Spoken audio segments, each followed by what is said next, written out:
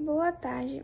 Hoje eu e minha dupla iremos apresentar um seminário que é a divisão dos vegetais, composto por eu, Júlia de Souza Pinheiro e Magdiel Miranda de Oliveira. Agora eu vou falar os principais pontos do nosso trabalho. Vou falar da classificação das plantas avasculares e plantas vasculares, das briófitas, pteridófitas, gimnospermas e angiospermas.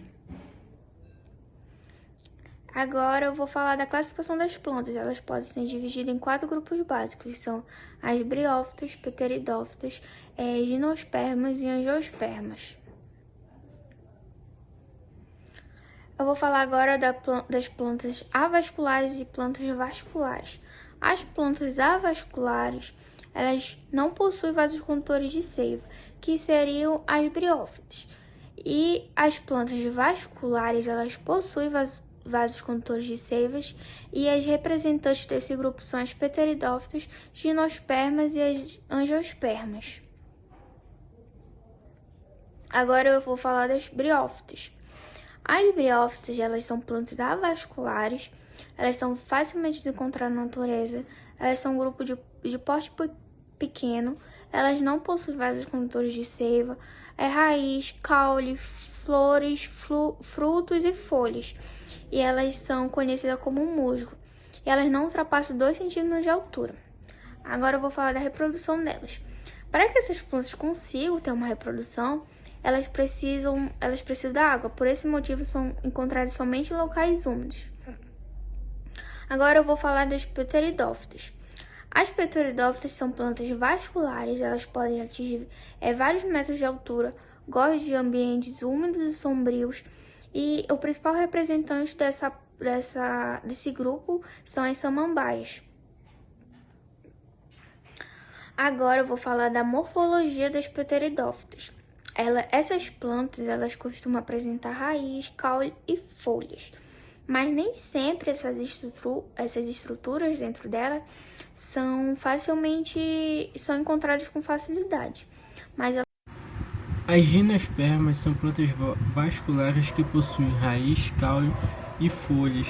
Essas plantas, elas são encontradas em regiões temperadas. Elas têm muito formato de cone, como a gente pode observar aqui o pinheiro, às vezes, e elas servem muito para a área da madeira, também até árvore de Natal. E a reprodução delas, elas são as primeiras plantas a apresentarem semente, e por esse motivo elas não necessitam de água para que ocorra a fecundação de seus gametas. E a reprodução delas acontece que a planta, um tipo de planta, ela produz estróbilo, o pinheiro no caso. O pinheiro produz estróbilo feminino e masculino, e tem casos que a mesma planta produz tanto feminino tanto masculino. E o estróbilo feminino, ele faz surgir estruturas complexas que a gente chama de óvulo no interior, onde aparece um grande esporo. Já o estróbilo masculino, ele produz grãos de pólen que eles são liberados em grandes quantidades, e aí algum agente polinizador ou pelo vento também faz com que aumente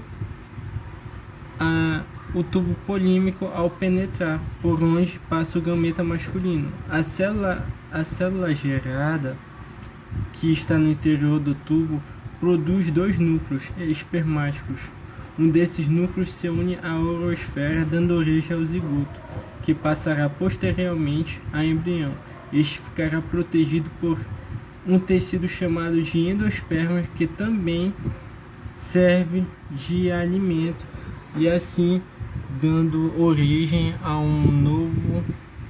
uma nova planta.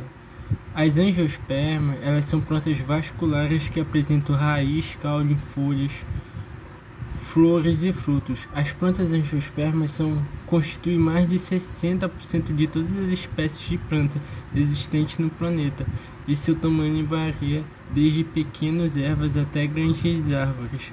A angiosperma, ela é uma planta muito importante para nós, que ela tem uma distribuição uma distribuição geológica muito grande. E a reprodução das angiospermas acontece que a fecundação ocorre através das suas flores e, quando fecundadas, produzem frutos e sementes que servem de alimento para muitos animais, inclusive para o homem.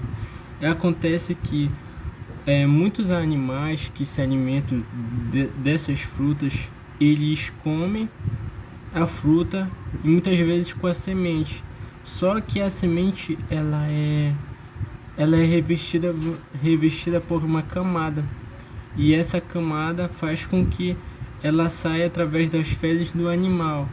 E aí, quando ela sai, ela tem uma distribuição geológica muito grande por isso, porque onde o animal defecar, lá pode nascer uma planta.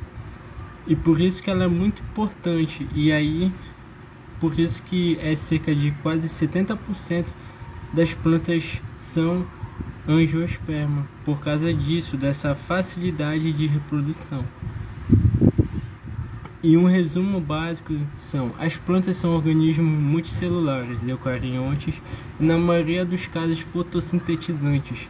A maioria das plantas apresenta 3 órgãos principais: raiz, caule e folha. As plantas apresentam o ciclo de vida com alternância de geração.